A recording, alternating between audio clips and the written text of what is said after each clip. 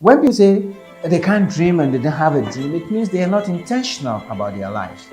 But if you are intentional about your life and willing to do things that will improve your life, dreams abound.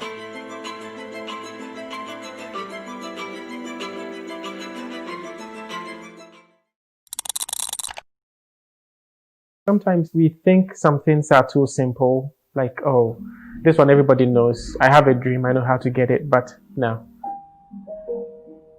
For me, my ultimate dream has always been to go to heaven.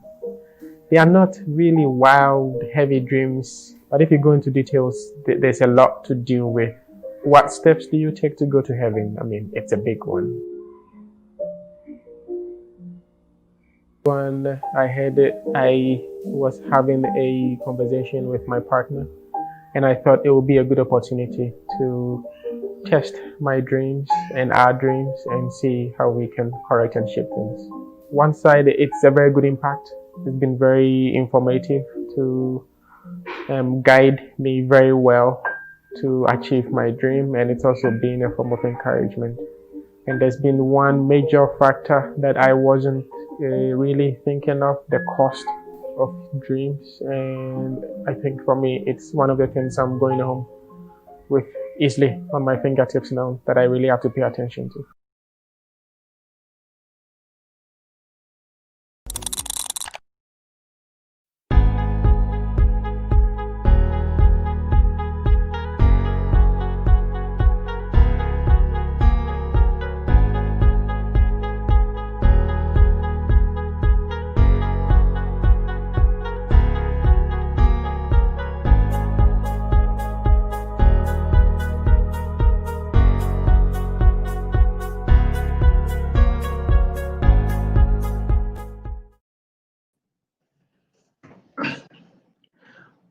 All right.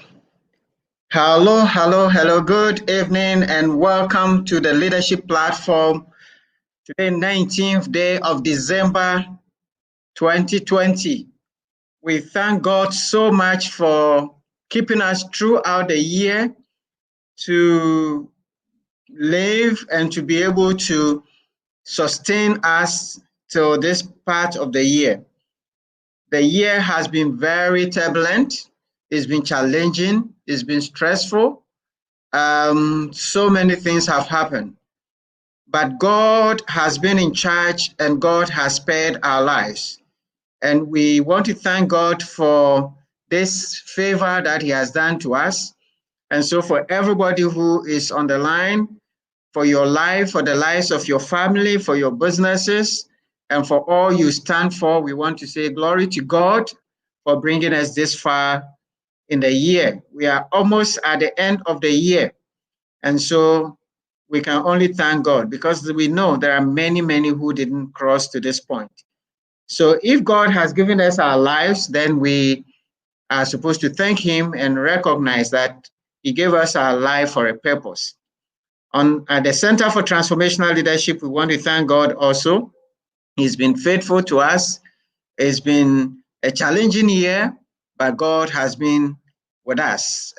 We started the year well. We did a few courses, but COVID came and we had to pivot and move to online. We did several courses online, and we started the leadership platform.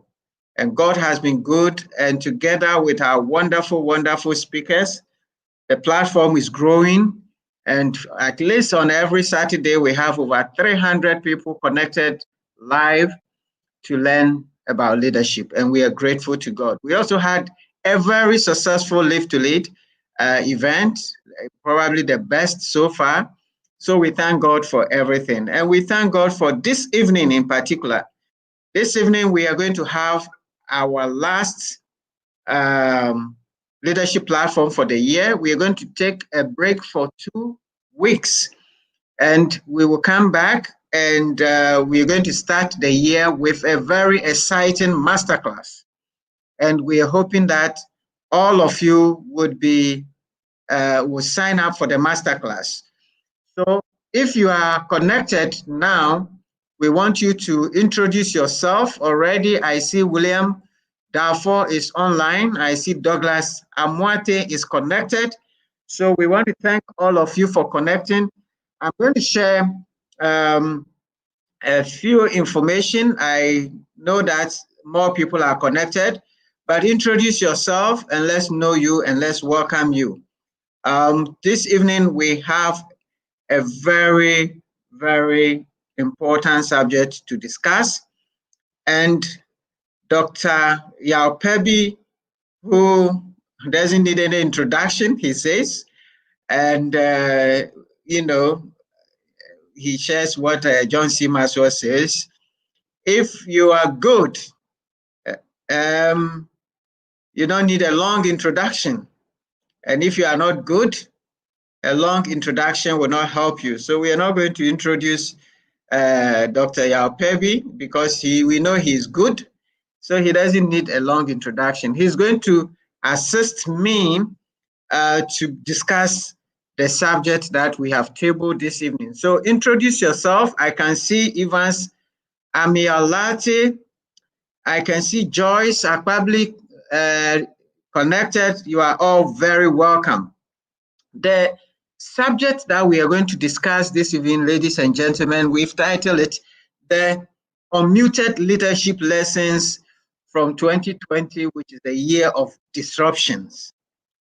2020 has been a difficult year, a mixed year, challenging year, new things, and so on and so forth. Now, one thing that has characterized the year has been the intensified use of technology. And one of the technologies that has been commonplace has been Zoom or Teams and other, platforms for meetings and so on and so forth. And the most used term throughout the year, or the word that has been used throughout the year, popularly used, is the word unmute. Very often, because we're not used to this system, when you are in Zoom meetings and StreamYard meetings and Microsoft Teams and others, before you talk, you forget that you are muted. So when we say unmuted leadership lessons, we are saying that lessons that we can unmask, lessons that we can glean, lessons that we can echo out loud so everybody can see them. So those are lessons that we are going to share with you this evening. So you are all welcome. I see Ebenezer Tufo connected. I see Cynthia Matheson. You are welcome. I see Gael Ashon. I see Aina Junior Uagbe. Thank you so much, Frank. You are very welcome. Everybody connected, those who have introduced themselves and those who have not introduced themselves, you are very welcome. So as I was saying, we are taking a break after today for 2 weeks. And when we come on the 7th of January, we are going to have a masterclass, which will be a whole day masterclass. And it's going to be Put Your Dream to the Test. Now, Put Your Dream to the Test is a course that we have held. We held a few times at the beginning of this year, and several people participated, and they learned a lot. We have a couple of videos we will show you right away before we launch into it. And we believe that this is a course that is going to position you to look at your dreams, your goals, your objectives again, objectively, and to be intentional about how you are going to execute and implement your dream, taking into account all the factors that you need to be able to be successful in 2021.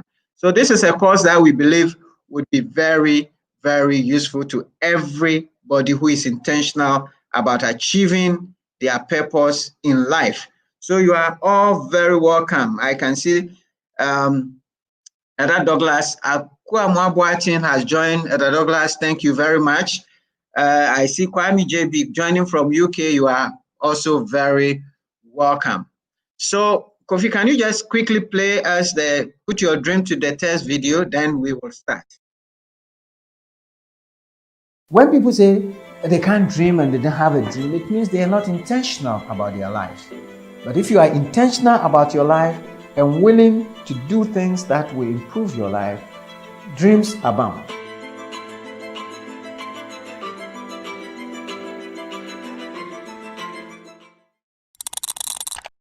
Sometimes we think some things are too simple, like, oh, this one everybody knows. I have a dream, I know how to get it, but no. For me, my ultimate dream has always been to go to heaven. They are not really wild, heavy dreams, but if you go into details, there's a lot to deal with. What steps do you take to go to heaven? I mean, it's a big one. When I had it, I was having a conversation with my partner, and I thought it would be a good opportunity to test my dreams and our dreams and see how we can correct and shape things.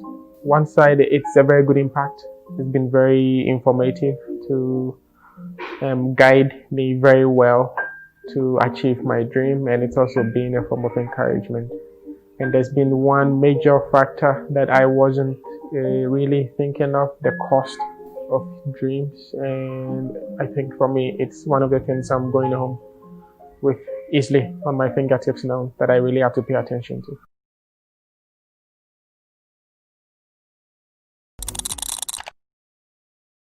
Thank you very much, Kofi. And once again, everybody, welcome. As I said, Dr. Perbi is standing by. I'm just going to introduce this subject briefly, and then Dr. Perbi will come in and share with us some more ideas on what this year has been. This year, 2020, we say it's the year of disruptions. At the beginning of the year, we all heard rumors about some virus that has come from China and is sweeping across the world, and everybody was closing borders and things, people were afraid. There were fear in every homes, every organizations, and people didn't know exactly what to do about this virus. Well, very soon, we had, we started praying in Ghana. We had prophets banned the virus from entering our country. We closed our borders with prayers, and all sort of things happened. But eventually the virus managed to enter the country. Our political leaders took charge all across the world. It became a political issue. Businesses started closing down. Countries shut down, and the World Health Organization itself was not sure how to do it. Every day things were changing. There was total disruption. Economies, were brought to a halt. The World Bank and others started projecting doom days. Stock markets started tumbling down. The whole year, every plan that people had began to, ruffle. We saw changes in the way we live our lives. The use of masks became compulsory. We had new terms like social distancing, hand washing became a top of the agenda, and so many things. Businesses closed, people started working from homes, and so on and so forth. Politically, politicians took charge of the situation. Some were doing well, some were not doing well. Opposition were criticizing government. Government was trying to solve the social issues of people who didn't have money, and all sort of things were happening. And gradually, finally, the World Health Organization declared this virus a pandemic, which means it was affecting several countries. We realized that the major superpowers, economic powers, were the ones who were being even hardest hit. In fact, some poor people, I saw a video of a guy who was lying in his farm and eating his corn, and he says, well, you people live in Accra, you go to Dubai and enjoy yourself there. This virus is not for us in the village, it's for those in the cities and those who enjoy. So if you have your virus, stay in Accra and take care of yourself. We in the village, we don't care about this. But eventually, whether you are in the village or any part of the world, you were affected. There were a lot of conspiracy theories around this. Now, as we speak today, this virus, over 75.5 million people have tested positive to this virus. Over 1.67 million people have died of the virus. Of those who are affected, we are told that 42.6 have recovered, and which means that still 28.28 people are still sick of the virus. And, you know, there's a first wave, second wave, and people are still struggling with this virus. Now, as this is going on, there was a major challenge of leadership, whether it is political, whether it is business, corporate leadership, whether it's churches. Actually, churches closed down, and many churches now moved online. Schools closed down, and schools are still not open. The whole environment was very volatile. You know, things were changing by the minute. The information about the disease was changing by the minute. We were uncertain about so many things. Even the experts were confused. The medical, the science, the research experts were confused. The uncertainty was all over the place. The situation was getting complex by the day. Nothing was clear. It was total ambiguity all over the place. How do people lead in these situations? Now, these are some of the things that we're going to talk about this evening. We're going to share. In a so confused environment, you know, the term that is used, and Dr. Perbi would expatiate on it, is called VUCA, which is volatility, uncertainty, complexity, and adversity environment. What do you do? How do you handle vision? You need to be clear what is going to happen. Where does vision come in leadership? Understanding the situation became critical. Every minute was important to understand what is going on so you can communicate to your people. You needed courage to make the changes that were required. Companies that made a decision quickly, you know, were able to move their organizations. Those that were slow, in fact, we are told that nationally, the countries that were led by females were quick to close down the economies, their countries, and they did better in terms of response. And the countries that were slow, for example, the United States, who felt that Donald Trump felt that he knows everything, and didn't want to take action, they all suffered. So you need courage when things are uncertain. You need to adapt, and we found people adapting and others not. Those who didn't adapt, you know, they're saying that change is the only permanent became a reality. And now we live in a situation where we call the new normal. Things are being done differently. Now, given this environment and this situation, what lessons can we glean from this situation? And these are some of the lessons that we say we're going to unmute for you. And I'm going to end in a minute, and I'm going to invite Dr. Perbi to come in and to share some of this lesson. But let me just quickly, you know, by way of highlights, mention a few things that we observe, whether you are a leader at a high level or not. At least this virus showed us that, you know, no matter how much you plan, there are things that you cannot control. I mean, a lot of us found that we are human after all. No matter how powerful you are, a lot of people who didn't believe in God started now recognizing the power of God. We realized the need for humility. We saw servant leadership at work. We saw the importance of the human factor in leadership. People now began to see that the human factor was the most important. We saw that keeping to your purpose and mission was more important than keeping to structures and organizational hierarchies. Very, very important. You had to change everything by the day. We saw also that, you know, people now understood that we needed to focus and measure on the measures, the substance of issue, and not forms. For example, people have to now work from home. We noticed that apparently you didn't have to wake up 5 o'clock and drive all the way to work and be at work at 8 and work to 5 and go through traffic and go home. People things have started changing. So leadership needed to change. Rules were broken. And there again, leadership comes in. You need to be bold and courageous to change and break the rules and make new ones. The things that we knew, we had to throw all of them away and learn new things. So learning, unlearning and relearning at a faster pace became the order of the day. That is something that all leaders understand is important in leadership. People, good leaders, saw in this confusion opportunities. There again, we find that in adversity, you can still find opportunities. We saw the need for leaders who can play together. Teamwork became important. People needed to collaborate. In fact, competitive organizations started working together. Banks started working together. In Ghana, all the organizations put aside their competition and they had to build together a hospital, to take care of this problem. And focus on our health as human beings and as leaders also became important.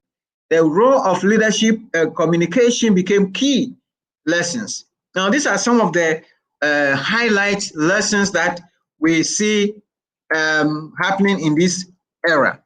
But look, let me not take the wind out of the sail. I'm going to invite Dr. Perbi, and Dr. Perbi is a medical doctor by profession. I say I will not introduce him, but for some of you who do not know him, he's a minister. He lives in Canada, and he's joining us all the way from Canada. He did one of the very first leadership platform for us. Please go onto our website and look for the role of self-awareness, leading with self-awareness. Was a very, very instructive lesson that Dr. Perbi shared with us. He's demanded all over the world. He has built organizations. He has leadership platform for children, for young people, for adults, for churches. He coaches, businesses, executives, management of all levels. Dr. Perbi is very, very welcome, and he's a friend. He's a John C. Maxwell certified coach. And so we are happy at short notice that we invited Dr. Perbi to join us. He's happy to be here. So, Doc, you are very welcome to the leadership platform. Once again, this is your house. So please take us away. Thank you so much, Sam. And Sam is such a great servant leader. And it's always a joy and pleasure to connect and to collaborate. When Sam told me we were looking at Unmute and sharing some leadership lessons, initially this was not on my plans today, but I thought about it and said, yeah, it was the last minute, but who knows, we might never have a year like this ever again in our lifetime. So I might as well change things again. That's one of the things about this year. Be agile. Change some things so that I can make it and come and share this time with you.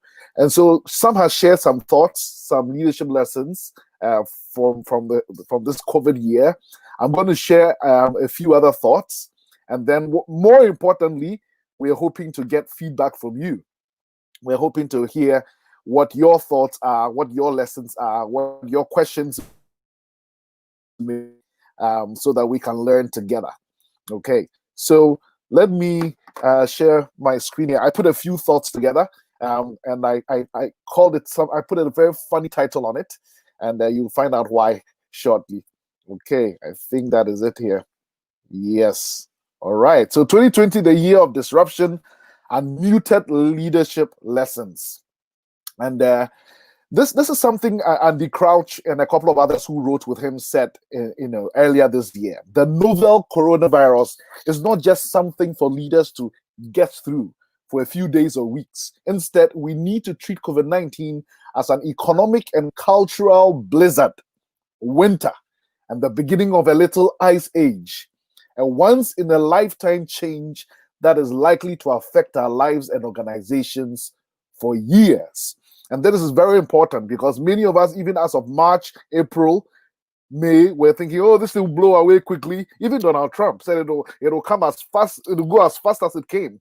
and then we'll get back to normal. As you can tell, we are still not back to normal, and we will never get back to the normal before COVID-19. It will be a new kind of normal. But whatever it is, the point is, this is not something we're just going to get through quickly. It is going to change us and change our world significantly for generations to come. And so that is an important thought to keep in mind. But drawing lessons, I decided to call this a festival of 9 lessons in Corona, because we usually at this time of the year we'll be having festival of 9 lessons and carols.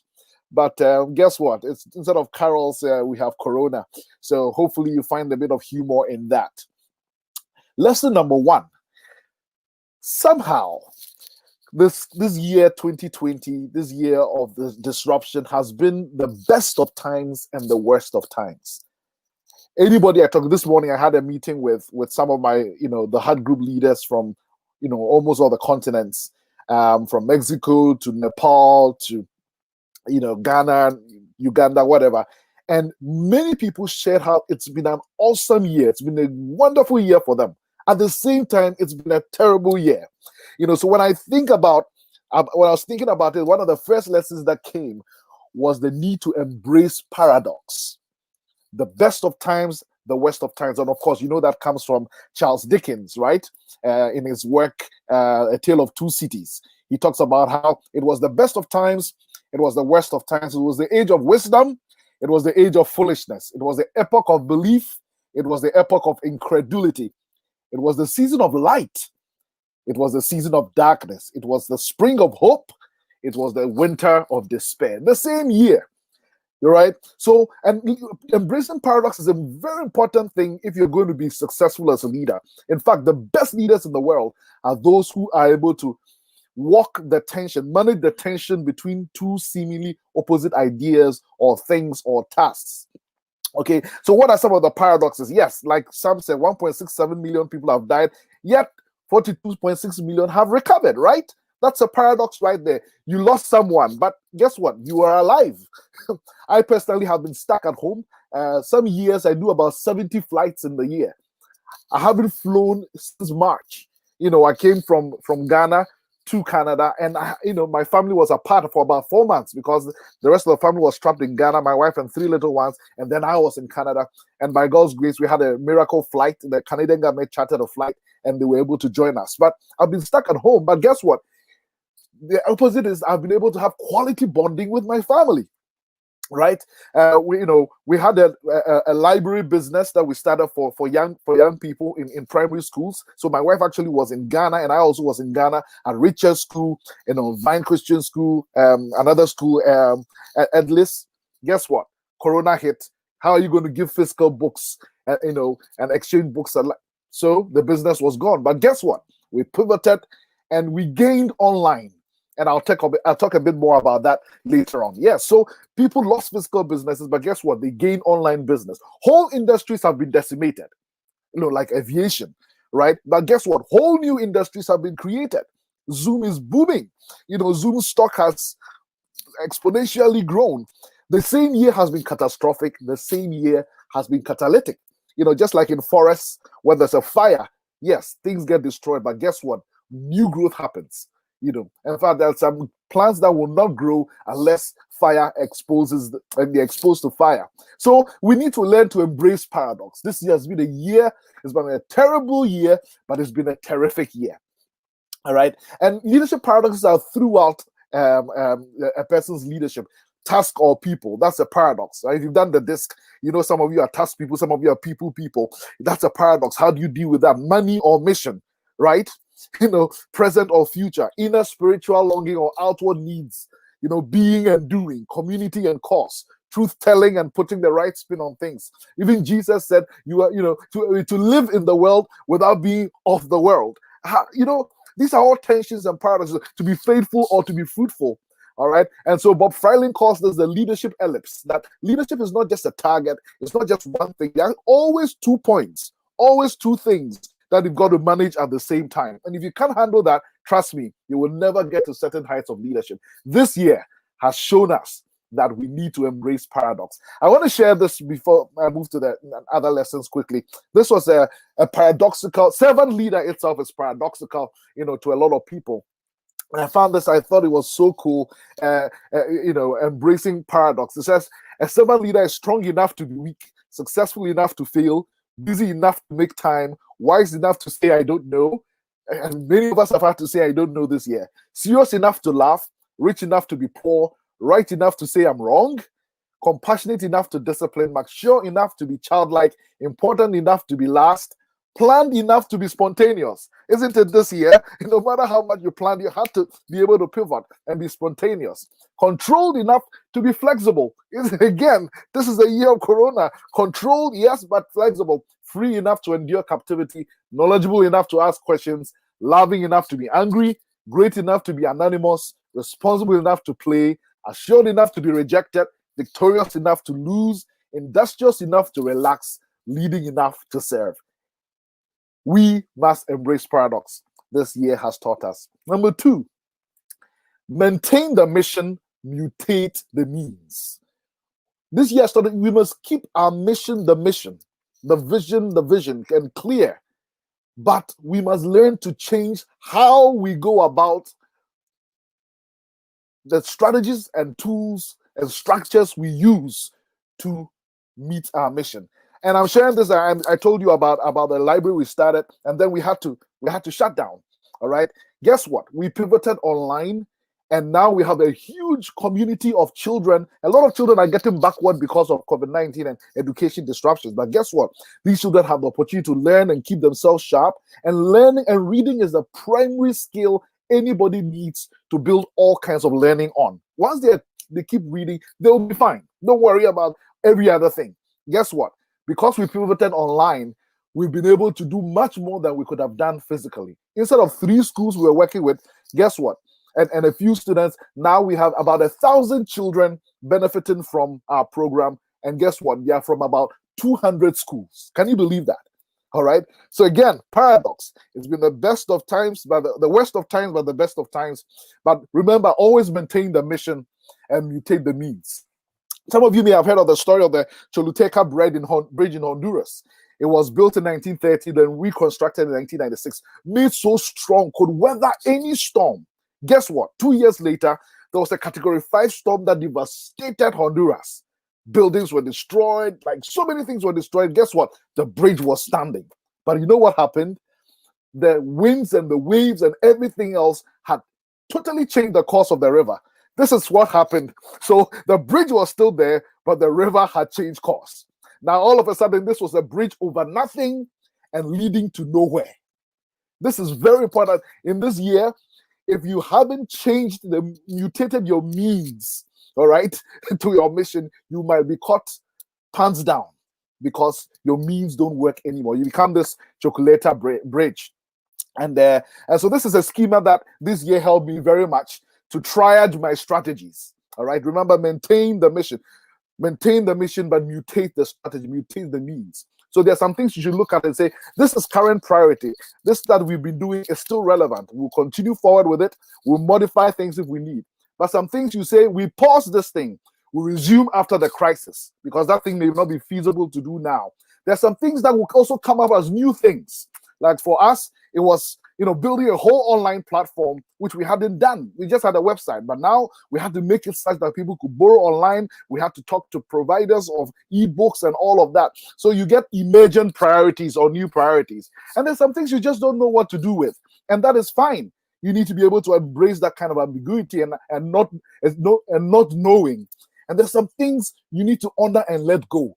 And as Africans, it's very difficult. We like tradition, and so it's very hard to let some things go. But there's some things that are no longer possible in the COVID or post-COVID world. We need to honor those things and say they were good while they were good and let them go. So remember the lesson: maintain the mission, mutate the means. Lesson number 3, global community is the real deal context of leadership today. There is something that happened in Wuhan. Where? People don't even know where Wuhan is. Guess what? The whole world has been affected. And if you've seen some modeling that has gone on, it's just amazing how one virus somewhere in Wuhan, gets spread in China, gets on flights, gets in. Guys, it's a hyper-connected world. And so if you're going to be a leader that will thrive, you need to get used to global diversity, all right? And get culturally intelligent. I have a team that works with me in my consulting and coaching business. There's part of them are in Canada, part of them are in Uganda, part of them are in Ghana. That's the world we live in, So take advantage of global connectivity. I'll talk about that shortly. And collaboration is the new lingua, not competition. And I think Sam mentioned that global community is the real deal context of leadership. And we all got to get not just emotionally intelligent, we've got to get culturally intelligent. Business without borders is the new world. Again, I put this picture here because, I run an organization that started in Ghana called the Hut Group, and it's now in 22 or 23 countries around the world on all 6 continents. And we have planned that this year, the various country CEOs will come with their spouses to Israel we have an annual conference, an annual confab for the CEOs. Guess what? Because of COVID-19, nobody could travel. But you know what happened? Because of COVID-19, everyone could be at the confab, and we could even invite a few guests. The people from Nepal, the people from Guatemala, the people from Mexico, the people from Canada, the people from wherever were able to make it. Germany, because we didn't have to fly. People didn't have to get visas. Guys, this is a world where now there's ministry without borders, there's business without borders. You put something on Facebook Live and people will watch it in Afghanistan. In fact, on this call, we had people from 16 countries, every continent represented. Some of the people are not here in this picture, but Australia and all of that. This is the time of business without borders. Right now, I'm doing business with people in other countries where before I would have done business with people right where I am, the city in which I am. So, guys, expand your business vision, because now business is at the speed of the internet and at the reach of the internet. Business without borders is the new game. All right. Now, this is an important lesson. I won't dwell too much of it, but I think this picture says a lot. When we were all quarantined and locked down and on our masks, guess what? The animals came out, the rivers were being, refreshed, and things like that. We need to heed the harm to our house. There's no other house we have. There's no other planet we can go on to yet. And even if we did, we should still we have an obligation, a responsibility as human beings to take good care of the earth. All right. So if your business is harming the environment post COVID-19, even para COVID-19, right now, begin to look at how you can be climatically, environmentally responsible. Those of you in Christian Mission, you've got to preach the theology of creation care. This world is our Father's world, and He gave it to us to take care of. All right. So that's a new and an important way we need to think. Not stop doing harm to the house that holds all of us. Another important lesson: inequities, inequalities, and I say integritylessness will be exposed with time. Whether it's a bridge you are building or is a system, economic system, with time, the pressures of life will come, and the limitations and the fakeness will be exposed. If you remember, I don't know whether you saw the Financial Times article. Our finance minister put an article together about how he was really just stressed and wondering how can Ghana pull through this time? Because guess what? There's some serious inequities in the system. In the global financial system. And now some of the world countries are thinking, how are we going to forgive these countries' debt and blah, blah, blah. Guys, if we are building an inequitable world, it will come back and bite us. And we have seen the inequalities. We have seen how the rich and the poor are so different. As somebody said, we are not all in the same boat. It's the same corona. We are all on the same sea, but we are not all in the same boat. Some are hanging on to splinters of wood, and some are in speedboats, and some are on cruiser ships. Okay, so whatever you are building, be careful to build well. To be careful to build it equitably, and with integrity. Because guess what? When hard times come, the fault lines show. The pressure reveals the cracks. We've seen it in the U.S. with George Floyd, right? These inequities have been there all along. But guess what? Now all of us opened our eyes and we're watching, and this George Floyd thing sparked the protests around the world. Okay? Guys, social justice has become a thing. ministries, you need to look at it. All right. How are we treating the poor, the down and out? Is the kind of business paradigm we have sustainable? Or one day, I'll tell you an example. When I was serving the United Nations in Cote d'Ivoire, our colleagues in Congo were stoned. Why? Some people went around spreading a rumor that the UN people driving in air-conditioned cars, etc., is their money, is the Congolese money that they are using and they are spending on themselves.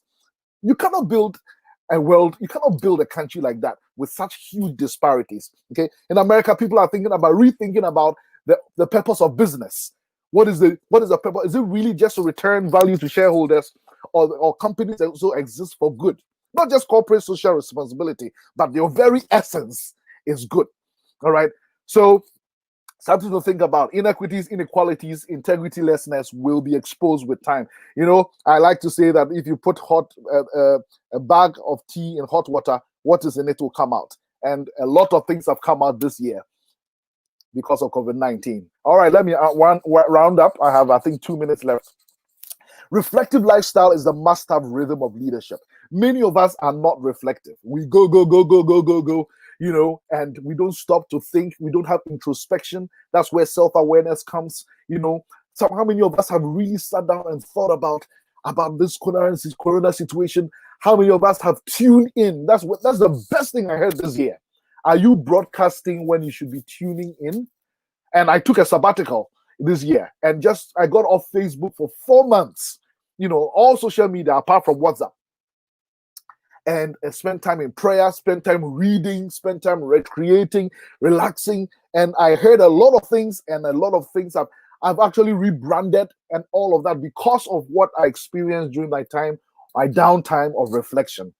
Leaders need a reflective lifestyle. You can't just go on. The best leaders at this time have been those who have tuned in to themselves, tuned in to God, tuned in to the world around them, and been able to pivot. Before you pivot, you've got to tune in. All right. And now, last but one lesson for this year: become and raise agile VUCA Prime Leaders. Now, VUCA, as was introduced earlier on by Sam, is a term that the U.S. Army War Academy put together a number of years ago. Not this year. It's been about 10 years or so. And VUCA stands for volatile, uncertain, U, C, complex, A, ambiguous. Isn't that the world of COVID-19? It's been a volatile year, an uncertain year, a complex year, an ambiguous year. But the way to overcome this, you know, Bob Johansson did a work on this, is that we must become VUCA Prime Leaders. Leaders who are primed to counter these 4 factors. How do you counter these 4 factors? Well, instead of volatility, have clarity of vision. And that is in line with what I said about, you know, maintain the mission but mutate the means, right? Clarity of vision. Leaders, look, listen, the people that we lead, the people that follow us are not looking for certainty. They are looking for clarity. Nobody can give certainty, all right? But you must have clarity. So instead of volatility, vision. Instead of uncertainty, understanding of your vision, understanding of the times, understanding of what we ought to do. Instead of complexity, bring clarity. Instead of ambiguity, bring agility. There's a very good article that I would like to send all of you. I'll give it to Sam, and Sam will send all of you who have registered for this call on VUCA. We could do a whole 2 hours on just on VUCA, but we need to be VUCA Prime Leaders. Otherwise, we are not going to make it in this COVID season or after, because who knows what else is going to come next year. And finally, I'll say that hope is the real vaccine. Hope is a very powerful thing. I know a lot of Christians are in a hurry to move from hope to faith, but hope in itself is a very, very powerful thing. And I want to end on this, because without hope, all of what we're talking about is useless. Without hope, strategy is useless. Without hope, what is vision? What is mission? What is hope is the real vaccine. Okay. And I want to share with you some words that were said by Havel. Now, Havel was a Czech Republic president, and he's not even Christian. So I want you to listen to those words, you know, coming from a non-Christian, because some of you may not be believers and you may be thinking, oh, this is getting all spiritual. He wrote it, you know, with the transcendental in mind, because we are not just physics and chemistry. There's more to us. There's the metaphysical aspect of us, and that is hope. If you lose hope, you lose everything. He says, the kind of hope I often think about, and I'm ending on this note, especially in situations that are particularly hopeless, such as prison, such as COVID-19, I understand above all else, it's a state of mind, not a state of the world. Either we have hope within us or we don't. Hope is not prognostication. It is an orientation of the spirit, an orientation of the heart. It transcends the world that is immediately experienced and is anchored somewhere beyond its horizons. And he says, I feel that its deepest roots are in the transcendental, just as the roots of human responsibility are. Though, of course, I can't, unlike Christians, for instance, say anything about the transcendental. I told you he's not Christian. And then he says, hope in this deep and powerful sense is not the same as joy that things are going well, or willingness to invest in enterprises that are obviously headed for early success, but rather an ability to work for something because it is good, not just because it stands a chance to succeed. That is hope. The more unpromising the situation in which we demonstrate hope, the deeper that hope is. Hope is not the same thing as optimism. It is not the conviction that something will turn out well. That is faith, right? The assurance of things hoped for. But the certainty that something makes sense regardless of how it turns out. That is hope. In short, I think that the deepest and most important form of hope, the only one that can keep us above water and urge us to good works, and the only true source of the breathtaking dimension of the human spirit and its efforts, is something we get, as it were, from elsewhere. It is also this hope, above all, that gives us the strength to live and continually try new things, even in conditions that seem as hopeless as ours do here and now. So these are 9 lessons that I hope will be useful as we think about, as we chart a way forward that have been unmuted in this season of COVID-19. I hope it was useful. I'm looking forward to the interaction. Very, very, very, very, very useful. And thank you so much, Doc, for those powerful, insightful presentations. Embrace the paradox, maintain the mission, and mutate the means. Global community is the real deal. Context of leadership. Business without borders. Hit the harm to our house. Inequities, inequalities, and integrity-less will be exposed with time. Absolutely true. Reflective lifestyles is the must-have rhythm of leadership. And COVID has helped us to reflect a lot, become and raise agile VUCA Prime leaders, and hope is the real asset. Well, and it's free. Actually, we are not going to pay for that hope. So thank you so very much, Doc, for those. And I believe that, a lot of people have benefited. I see already comments here.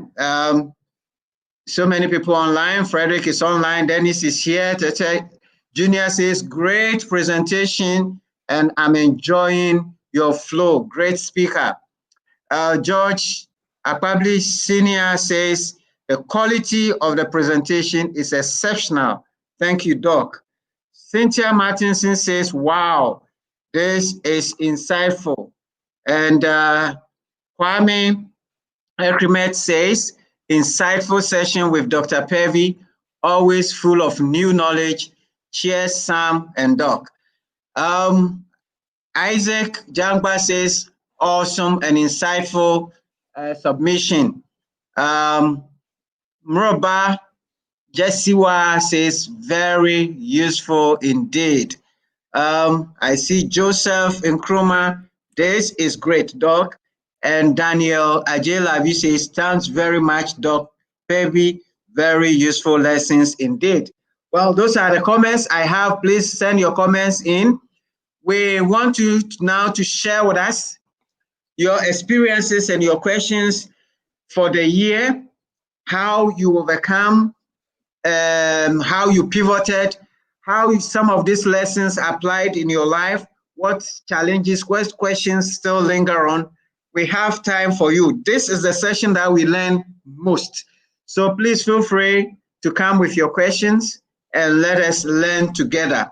It Mm. is absolutely important that we don't miss this opportunity of 2020, that we take full advantage, learn the lessons, transform our lives, because we are not going back to 2019.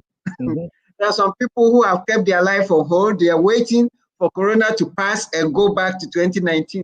You are dead on arrival. Mhm. We are not going back to 2019, ladies and gentlemen. So please, let's hear from you. Paul Ami here says, great expose. Thank you very much. Any questions? I'm not seeing any questions here. But we're around here, please feel free to send in your questions. And Doc is here and I'm here. We would answer them, And Doc talk about, agility is very important. It's very important, and it is true. At the Center for Transformational Leadership, we furnished the place, we bought nice furniture, we started, advertising our training and people to come. And we're finding a challenge until COVID came. We've held Live to Lead 3 times. Of course, we get the numbers, but it was at a very high cost. Mm. Because of COVID, this year we had to go, virtual. And this was the best year for Live to Lead. Mm. Best year in terms of the number of participations. We were able to get some satellite schools for secondary schools to participate on their campuses. We had, Accra Girls Schools, Accra High School. We had the Village of Hope. We had Hope Training Institute. We had schools that were just tuned in to Live to Lead on their campuses together, apart from those who were directly online. And we had more people this year and at a less cost.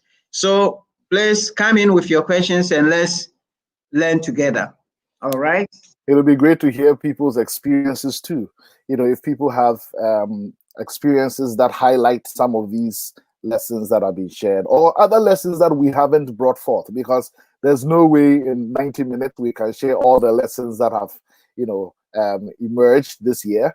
And so please feel free. We're doing this together. Let's dialogue. Let's have a conversation. Absolutely. All right. Aina Junior says, very insightful presentation indeed. COVID-19 brought a whole new dimension to our life. All right. Douglas Boatin says, thanks for this insightful presentation. Now, Mroba Jesiwa, I think, has a question. He says, how do you deal with difficult subordinates who think that you have just joined the team and not ready to deliver on schedule? Well, Doc, that's a difficult question, so I'll give it to you. I'll answer the cheap one.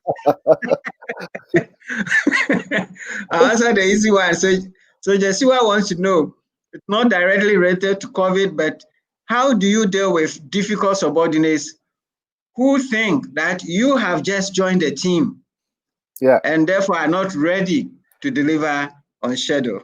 Yeah, okay. That's a very good question, and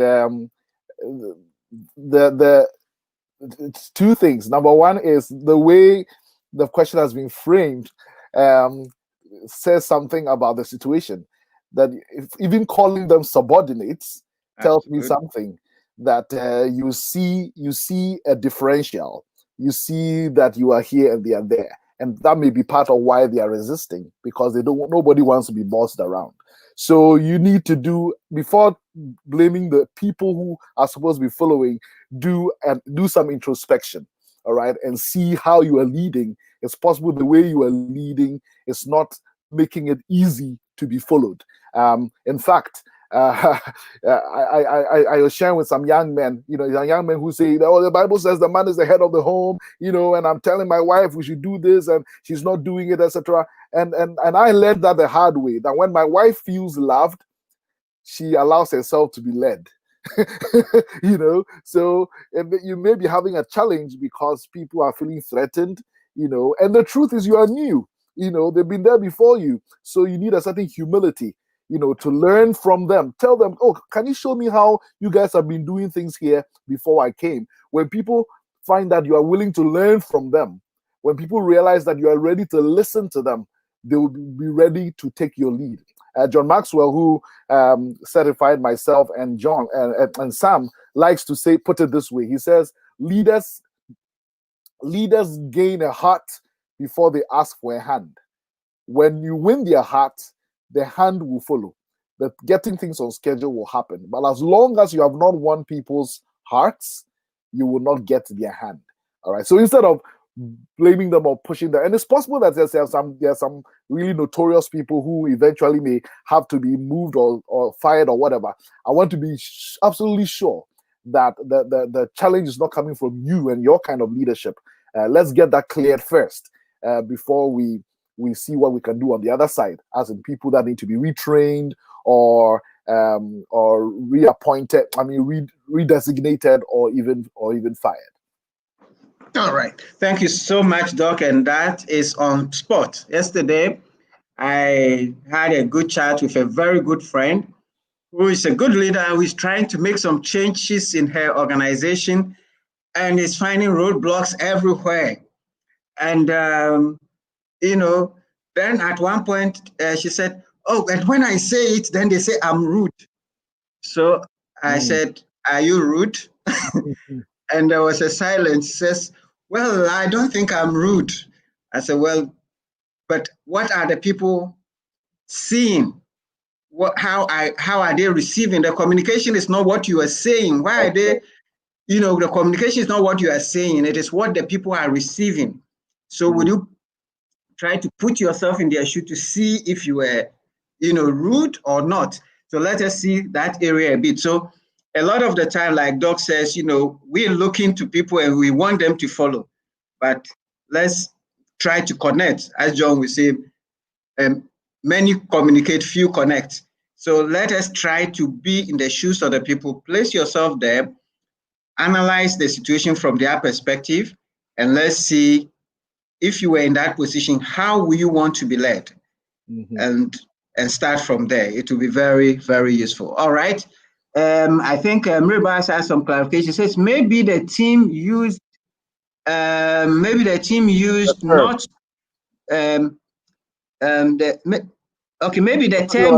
was not it.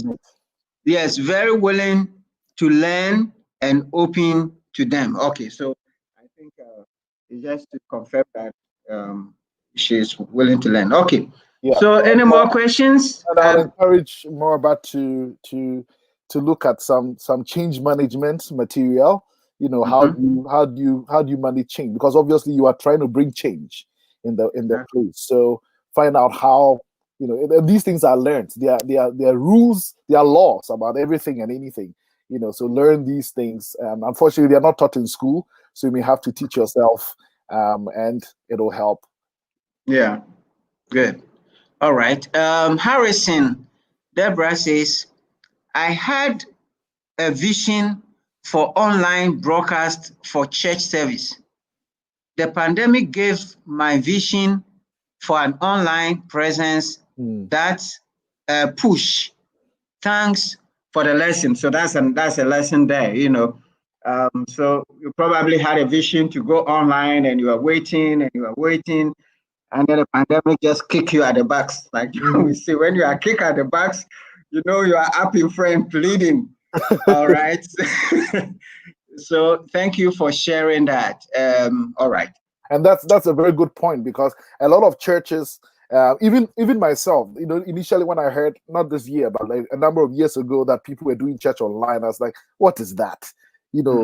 Yeah, it was so weird and all of that. It's like, how can you do church online? But now things have changed and we realize, oh my goodness, the church is not the building, right?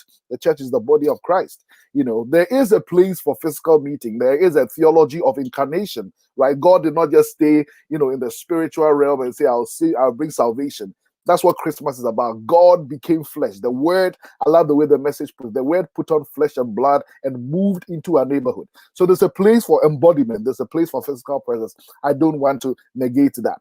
But but we've also realized that, wow, church does not only necessarily have to be, in a physical location. And so, well done for that. And a lot of churches had to learn that the hard way. And now a lot of churches have pivoted, and things will never go back to the same. There are some people who would not go to church every Sunday physically again. They will choose, it probably will be a hybrid between physical services and online services. And we've got to embrace that. Many of our churches need to create, if they haven't already, a new position for digital pastors. So you have a pastor for various campuses, a pastor for the Hohoi branch, a pastor for the Aflao branch, a pastor for Accra branch, whatever. You've got to have pastors for the digital field. It's real. It may be virtual, but they are real human beings online, that need to be ministered to. So that's a new way of thinking that the church needs to wake up to.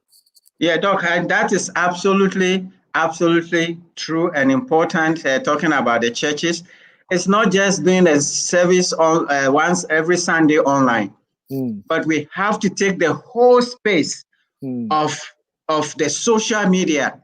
And I say, like you say, have a social media minister, somebody who is up there on Instagram, on Facebook, on LinkedIn. Somebody who is taking the message and packaging it properly on all this medium and following up and answering the questions that people are answering. Somebody present on the net. So it's the online church should not just be one Sunday, every Sunday service is broadcast and that's the end. No, we have to go beyond that, because that is where the game is. Well, Benjamin Joseph wants me to assure him that this he says, do you foresee your free lectures ending one day? Please assure me. Oh, more will come. All right, next year. Well, sure. Benjamin, more will come next year. But as I tell you all the time on this platform, we have only a short time to share the highlight. You can see Doc has a lot more to share. And behind every lesson we present on this platform is a full course that if you take your time and join and pay for it, you would be able to get more than what you are getting here. And one of the things we have to learn to become good leaders is to learn to invest in ourselves. Please let us learn to invest in ourselves, because if leadership is about adding value to others, you cannot add value that you don't have. The only way you can add value to others is to invest in yourself. So invest in yourself, and there will be some paid courses, and the next course that is going to come, the Put Your Dream to the Test, is a paid course. It's only 300 cedis, and I think Doc will talk about a program he's also going to do, and we have done a bit of that. He will do that this year, and it's a paid course that will give you a lot more time with us. You also have to learn to invest in paying for coaches to be able to learn more, pay for books, pay for videos, pay for online lesson spaces. So let's not put all, like, if the name is Ghanaian, we like to pay for funerals. Whatever it is, we pay the money.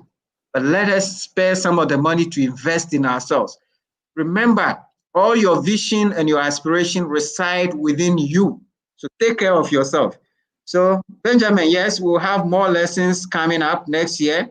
And so get ready, share the platform, subscribe to our channels, but be ready to invest and pay for some of the courses. Thank you very much. I don't know if Doc has anything to add, but to the free part. Yes, to the free part. There are some things that will be free, because we, Sam and I, we don't do this primarily to earn a living. We do this because it's our vision, it's our mission, it's our calling. Okay. Yeah. But then there are also things we need to invest. Actually, the proof of commitment is the investment of time and money. If somebody tells you they are committed to you, or they love you, or whatever it is, and they cannot invest time and they cannot invest resources, they are lying. I think it was this morning, I must have put on social media Kenneth Blanchard quote.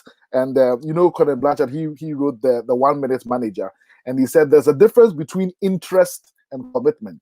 When you are interested in doing something, you do it only when it is convenient. When you are committed to doing something, you accept no excuses. And so I myself have paid, some will tell you, we invested thousands of dollars to be able to learn what we are learning, to be able to be certified as John Maxwell coaches. And when I started getting into real estate, and again, that's one of the things I was telling Sam, that we don't want to minimize. We are very upbeat because no matter how bad the situation is, there's hope at the end of the tunnel. We are people of faith and all of that.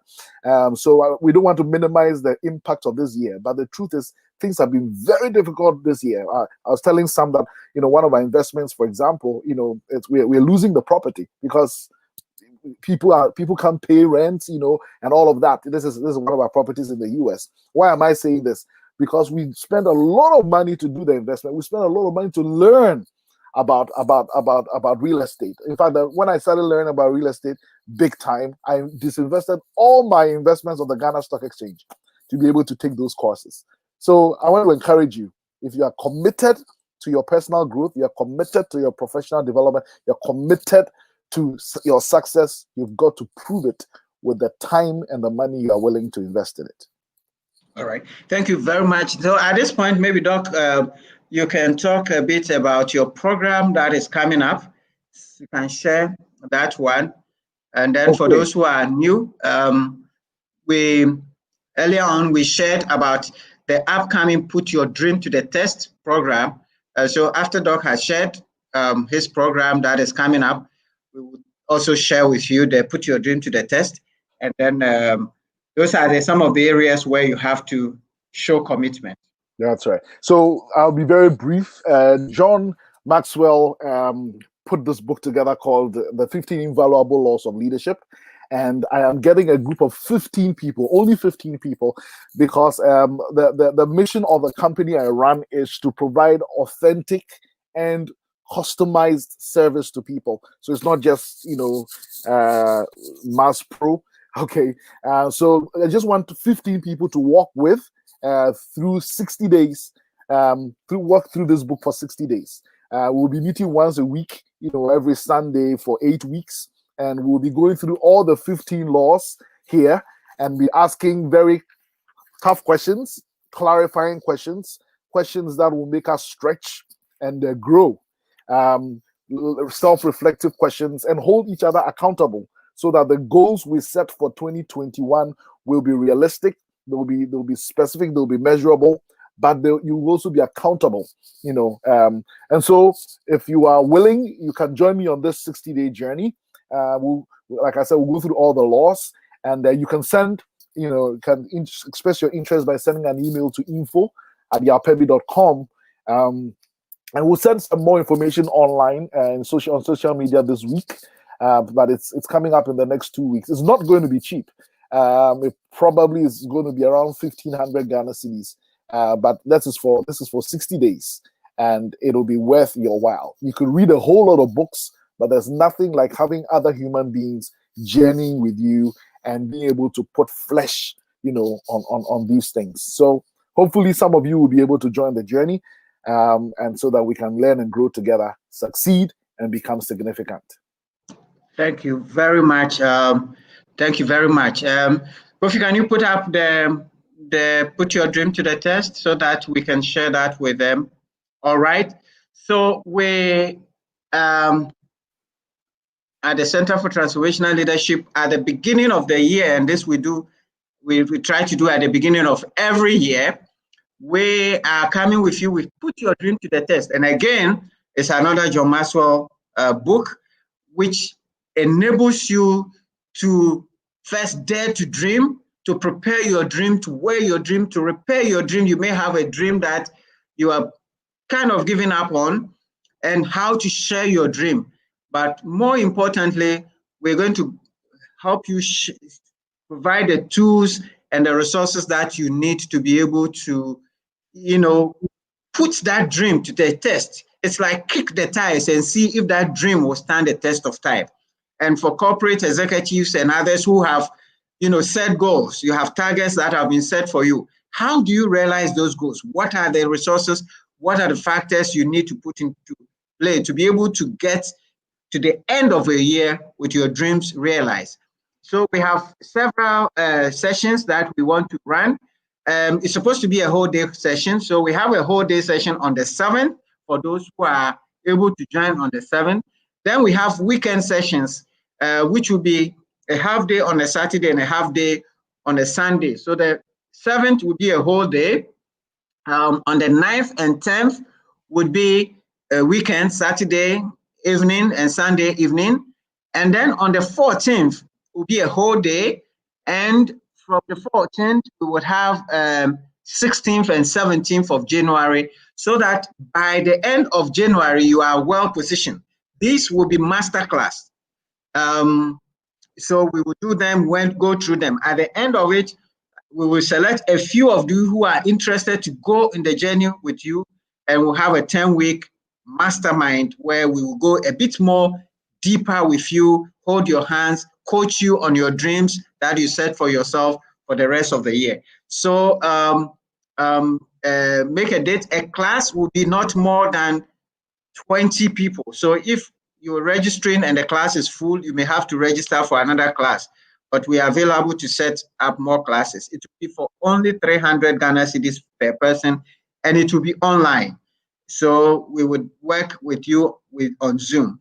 So thank you very much for that, paying attention. All right, let's see if there are any more questions. If there are now no more questions, then we would thank you for your time. I have Miriam Amponsa who says, Dr. Perbi on point, maintain the mission, mutate the means. Absolutely important. All right. So, Doc, I don't see any more questions or comments. So I think we would ask you to give us your closing remarks, and then we will call it a day and thank God. Yes. Is it because people were expecting more? People want more apport. People want more. People want to be told rather than bring out. I really love to hear people's experiences, yes, and how they have weathered the storm this year and what lessons they themselves have experienced. Because I want to learn from you guys as well, but it doesn't seem like you guys are coming forth. Yes. Well, thank you, Sam, for inviting me to be here and to share these few lessons. And if I could quickly recap the lessons. Number one, let's embrace paradox. The best leaders in the world manage the various tensions there are in leadership. The mission versus money and all the other examples I gave. These are the best of times, but also the worst of times. Remember, number two, to maintain the mission, mutate the means. Don't end up like the Choluteca Bridge in Honduras. And we'll share the slides with you so that you can get, particularly the strategy triage 2. Global community is a real deal context, as a real context of our leadership today. Remember, get culturally intelligent, collaborate, business without borders. This is the time to expand. Let's heed the harm we're doing to the house. This is the only house we have that God has given us. We can't move to another planet, at least not yet. All right. And then the inequities, inequalities, and the integrity-lessness of anything we are doing will be exposed with time. Given the right conditions, they will be exposed. So let's be careful about that as we build societies. And some of us are going to get into government and social policy and all of that. We need to remember that reflective lifestyle is the master rhythm of leadership. You need to ask yourself, especially as we go into Christmas and a new year, let's be tuning in, not just broadcasting. Now, because there's Facebook Live and all these tools, people are broadcasting all sorts of things. Hey, look at me eating wache. Please make time to reflect. Make downtime, quality downtime during this festive season. Okay, tune in to yourself. Tune in to the Lord. Tune in to your environment and know what's going on so that you can provide contextualized solutions. Remember to become a VUCA Prime leader, an agile VUCA Prime Leader and raise people like that, to be agile, to be innovative, so that no matter what comes, we have the solution that goes with it. And we'll send you that article about VUCA Prime. This was actually done, research done in university, so it's not like just some Mickey Mousey feel good kind of psychology. No, this has actually been researched, all right, to become VUCA Prime Leaders, to turn volatility into vision, beat uncertainty with understanding, beat complexity with clarity, and to be agile instead of ambiguity. And then remember hope. Hope is the real vaccine. And for some of you who are people of faith, you know that even beyond hope is faith. What does Paul say about faith? Is that faith is whoever wrote the book of Hebrews, not everybody believes it's Paul. Faith is what? The assurance of things hoped for. And Wycliffe is saying that even if you don't have faith, hope is enough, because hope tells you that even I'm doing this because it is right, because it is good, irrespective of what the outcome will be. But faith takes hope a step further and says there's an assurance of what you are hoping for that it will actually turn out right. There's an assurance of what is hoped for, a certainty of what we do not yet see. All right. So I'm hoping that all of us, will weather the storm, will make it through this year. And I tell you, throughout ecological science, when forests are burnt down, ravaged, that's when new life comes up. There are new nutrients that are coming. There's purity. There are things that are cleansed. There are pots that the warmth, begin to make them come up, open up, and new plants spring up. Let us hope that there's a huge season of growth that is coming, that there's a new season to dream, like Sam is leading some of you through this masterclass, a new season to dream again. And it will not be things, the old is gone. Forget the former things. That's what God says in the book of Isaiah. Behold, I do a new thing. Let us not just get so stuck in the past that we cannot be moved, by God to the new things that he is doing. The years that the cankerworm and the locusts have eaten, this year 2020, God is going to do a new thing. God will bring restoration and growth. And so let's keep hope alive. And this country, Ghana, I absolutely believe is on a route to first world. You see, I was telling people, and I live in Canada, look, there have been bigger, better generations, better civilizations than the one we have now that are no more. So that excuse me to say, shithole is not reserved for Africans or Latin Americans or anybody else. Anybody can become shithole, excuse me to say. All right. And so civilizations rise and fall. I believe that Africa is set for a rise. Let's take advantage of the Africa Free Continental Trade Area, especially now that our world is borderless, especially with internet and all of that.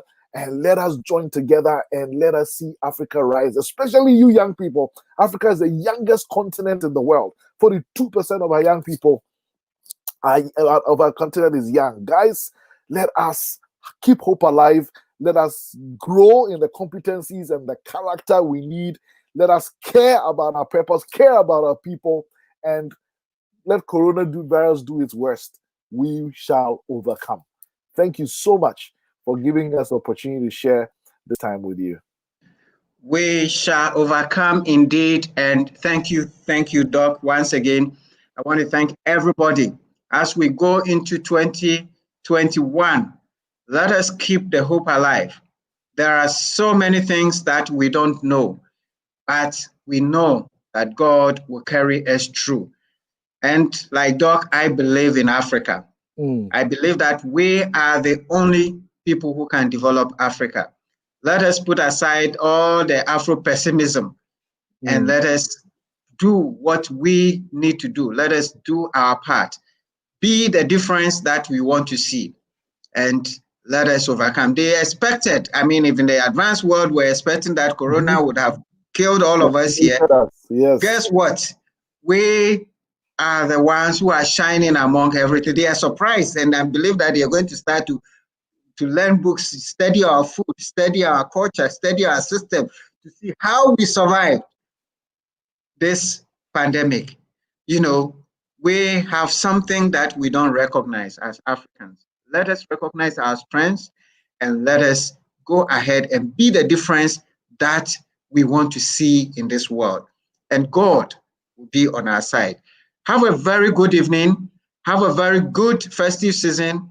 Enjoy your Christmas. Enjoy your year end. Enjoy your new year, and get ready for another exciting year. Next year, we have more interesting, more exciting topics on leadership for you. So get ready. We're going to have more speakers come on the platform for you, but we're also going to have lots of lessons and other deep coaching programs for you, for your organizations. Have a good night. God bless you, and stay blessed. Merry Christmas. When people say they can't dream and they don't have a dream, it means they are not intentional about their lives. But if you are intentional about your life and willing to do things that will improve your life, dreams abound.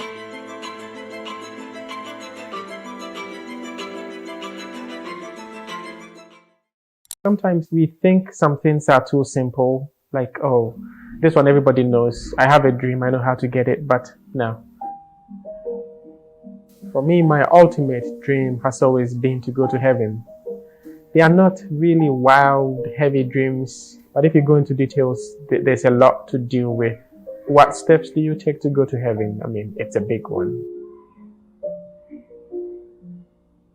When I had it, I was having a conversation with my partner, and I thought it would be a good opportunity to test my dreams and our dreams and see how we can correct and shape things.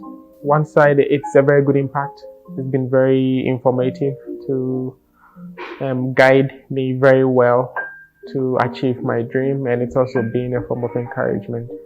And there's been one major factor that I wasn't really thinking of, the cost of dreams. And I think for me, it's one of the things I'm going home with easily on my fingertips now that I really have to pay attention to.